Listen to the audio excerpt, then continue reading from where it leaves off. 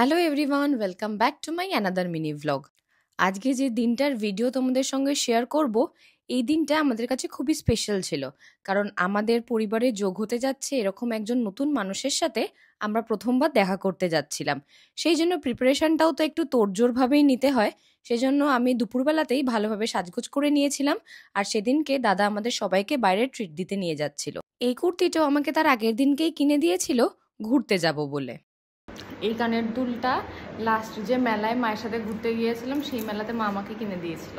সেজন্য আজকে কুর্তিটার সাথে আমি ওই মায়ের দেওয়া কানেরটাই পরছি। আর আজকে সকালবেলা এই পারফিউমটা ভাই আমাকে গিফট করেছে, তাই এখন আমি এই পারফিউমটা ইউজ করব। সাজগোজ করে রেডি হয়ে আমরা বেরিয়ে পড়েছিলাম আমাদের গন্তব্যের উদ্দেশ্যে।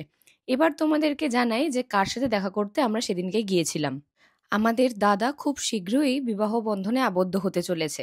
তো সেই সূত্রে আমি দেখা করতে গিয়েছিলাম আমার বড় জায়ের সাথে, আর ও দেখা করতে গিয়েছিল ওর একমাত্র বৌদির সাথে। ভাইয়ের সেদিনকে অন্য জায়গায় ইনভিটেশন ছিল দেখে ভাই আমাদের সঙ্গে জয়েন করতে পারেনি, তাই আমরা সব ছোটরা মিলেই গিয়েছিলাম বড়দির সাথে দেখা করতে।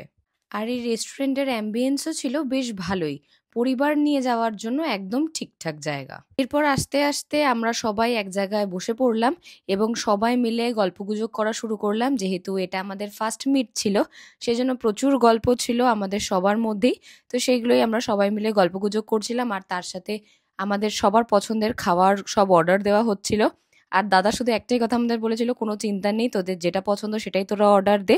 আর আজকে আমার তরফ থেকে যেহেতু ট্রিট, তাই তোদের কোনো রকম চিন্তা নেই। তাই আমরাও মনের আনন্দ নিয়ে যার যেটা যেটা পছন্দের খাবার সেটাই সে অর্ডার দিয়ে দেয়। ওখানে গিয়ে যেটুকু বুঝতে পারলাম, আমি বাদে মোটামুটি সবাই বিরিয়ানি প্রেমী ছিল। তার জন্য সবাই বিরিয়ানি বা রাইস রিলেটেডই কোনো না কোনো খাবার নিয়েছে। কিন্তু আমি বাবা আমার সব থেকে পছন্দের যে খাবার সেটা হচ্ছে মিক্সড চাউমিন। আমি সেই চাউমিনেই আটকেছিলাম আর আমি সেটাই খেয়েছি। এরপর অনেক গল্পগুজব আর অনেক খাওয়া দাওয়া করার পর আমরা আস্তে আস্তে আমাদের বাড়ির দিকে রওনা দিলাম, কারণ মাঝ রাস্তাতে আমাদেরকে নেমে আবার একটা কাজও করতে হতো তার জন্য। আমরা কোথায় এসেছি? শপিং করতে। শপিং আস্তে আস্তে যেহেতু আমাদের জাপানে আসার সময়ও হয়ে যাচ্ছিল, সেই জন্য সেদিনকেই আমরা চলে গিয়েছিলাম বোনেদেরকে নিয়ে এই কসমোবাজার মলটাতে। আর সেখানে গিয়ে বোনেদের পছন্দ মতো জামা কাপড় ওদেরকে কিনে দিই। ঘোরাঘুরি করে আর কেনাকাটা করে অনেকটা রাত্রির হয়ে গেছে, চলো এবার বাড়ির পথে যাওয়া যাক। তোমাদের সবার সাথে দেখা হবে আবার অন্য নতুন ব্লগে।